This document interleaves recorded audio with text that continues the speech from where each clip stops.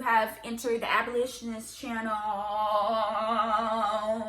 Brace for impact, bitch. Hi guys and gals and all my non-binary friends. So today I wanted to talk about protests, specifically the history of protests in America, how cops have reacted to it, and how we as a society have reacted to it. Really, the overarching question I want to get to is, whose protests are the cops protecting? You already know.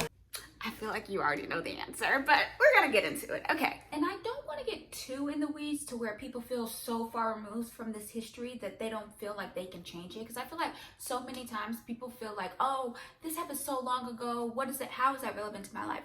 But I do want to, acknowledge the fact that the First Amendment, protects our right to assemble, to protest, and talk about the issues that are going on in our society and our objections to them.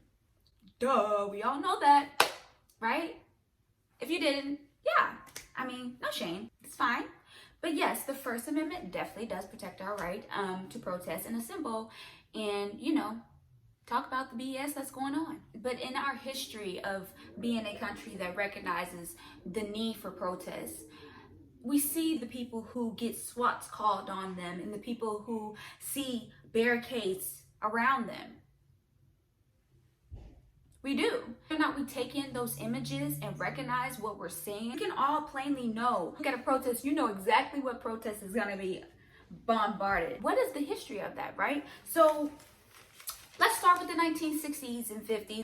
When we talk about the civil rights movement, where we have freedom riders, where we have voter registration organizing, and we have Black people trying to not only protest in the streets, but actively change, and just change how white people view us, but actually just going out and being like, hey, fellow Black person, we have the right to vote now. And so let's do this. Like, let me help you get registered, and literally being murdered for that, right? So when we talk about who has the right to be activists and who has the right to be protests, we know that in the history of this country, Black people have not been the ones protected under the Constitution. We know that, right?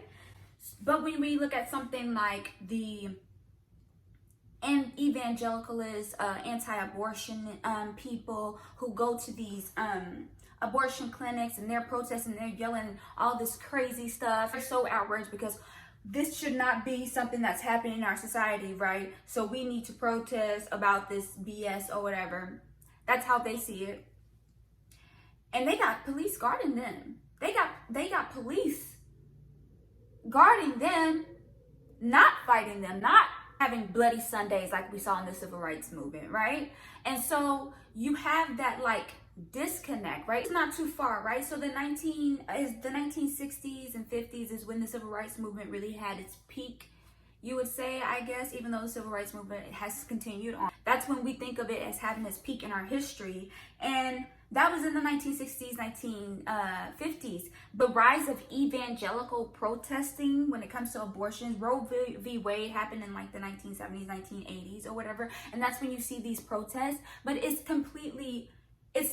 doesn't get the same reaction, right? It doesn't get the same vitriol that you see from people just trying to vote and register to vote and try to get fair housing and protesting the brutality of their living conditions, right? You don't see the police attacking freaking anti-abortion. You just don't see it happening.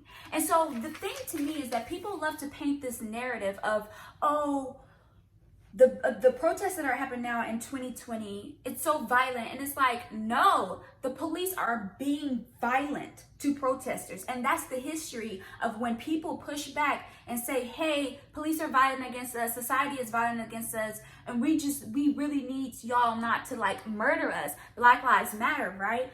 Every time you see people saying that from generation to generation, they get met with bullets and dogs. And right now we're seeing rubber bullets and tear gas. Literally the president clearing the way to hold up a Bible. You know what I'm saying? It's like, why are you just positioning Christianity in morality and protests who people are fighting for their life? If anything, that is the most, moral thing. You see injustice, you fight for it. You know what I'm saying? So to me, it's like, what are you trying to say when you clear protesters and say these are the bad guys in the streets and I'm the Christian leader? Like, what? But they're not the bad guys. They are fighting for their right to life, liberty, and the pursuit of happiness, which is also in the Constitution. You know what I'm saying? It's like people try to pretend like the protesters now are the ones who are doing the unlawful thing, and it's like, no, we're protected not only under the Constitution, but we're also protected in the sense that we have earned our citizenship. We have, so under our Constitution in this country, we have the right to life, liberty, and the pursuit of happiness. But when the police just take that away without probable cause, which by the way is, to me, the state murdering people, fuck all of that. But if I get pulled over for a traffic stop, I should not end up dead. Like, the police does not have that right. And so when we're talking about who has the right under the Constitution, who is protected under this here Constitution, when we see the Occupy Wall Street types, who, again, can't remember the police attacking them. I was afraid for my life. Police on bikes coasted in. The anarchists ran. There were reports that they changed clothes to blend back in with the protesters. I can't remember the police also attacking the Tea Party either. To tell me when to live and when to die. I live for America, I work for America, and I love this country. And I can't stand socialism. I can't stand communism. The only good communist is a dead communist. I mean, let's talk about, you want to stay in 2020? Let's talk about those anti-maskers. Let's talk about the anti-maskers, bro. They were literally endangering our public safety in a pandemic, but they were protected by the police. Hello? What? Excuse me? So who has the right to protest? Protesting state sanction violence gets the state to enact violence onto me, and then the president could just be like, oh yeah, because they're the bad guys. But then people literally endangering public health in a pandemic is protected?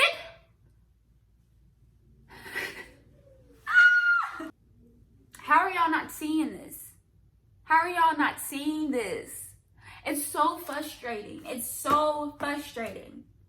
And we have to be better. We have to do better. We do. We have to do better. We have to be better.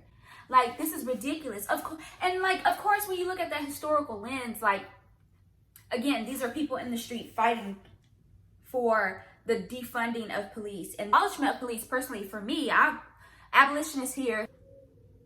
You have people fighting because they say, okay, look at how the police have been protecting us. Look how prisons has really impacted people's lives.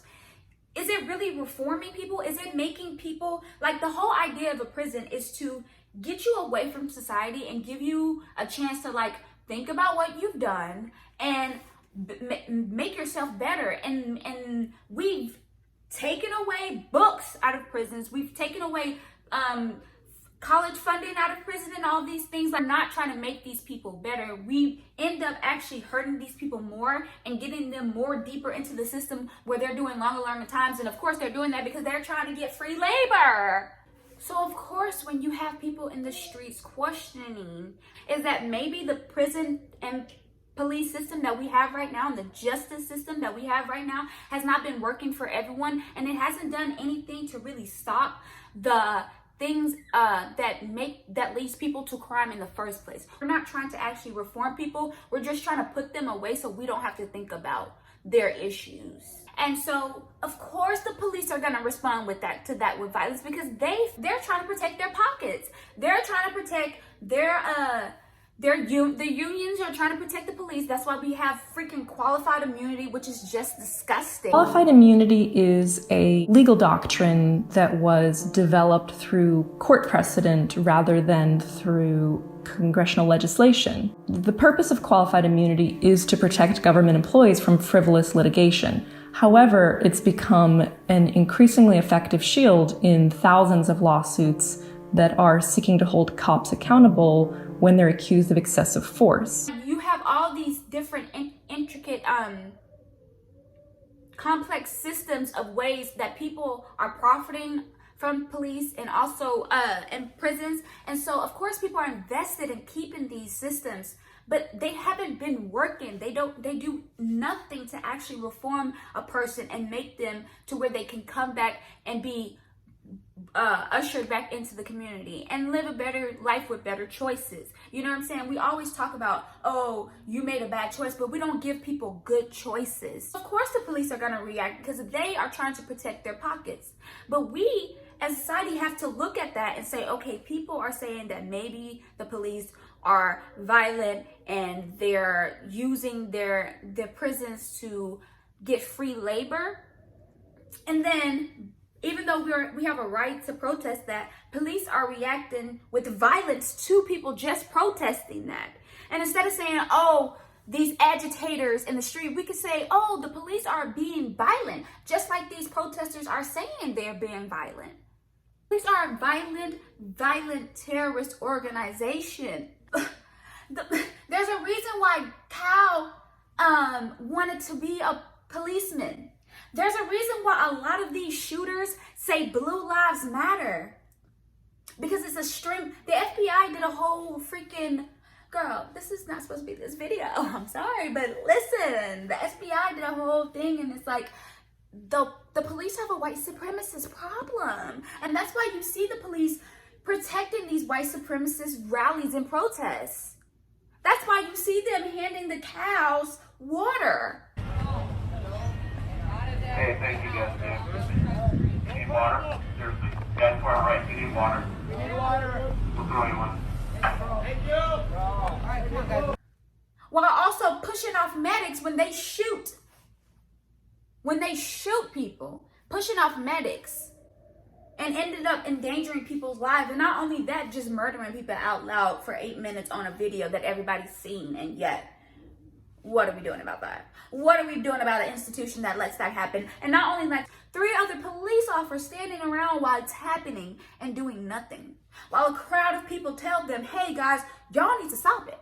We watched that happen, right? But instead of seeing that happen, right? So George Floyd was murdered and everyone watched cops stand around while another cop killed a person for no reason. Again, I don't care what they were called there for, no reason. There was no reason for them to kill him.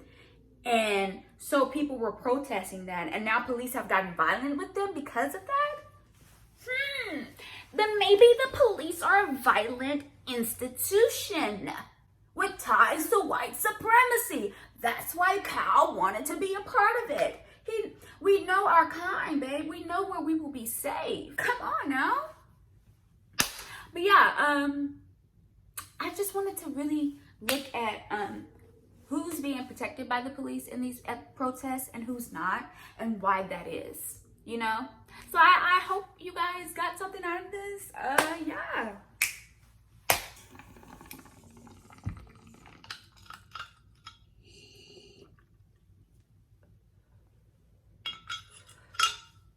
So yeah, take care of each other, take care of yourself, wash your hands, wear a mask, wash your ass, and don't be an asshole.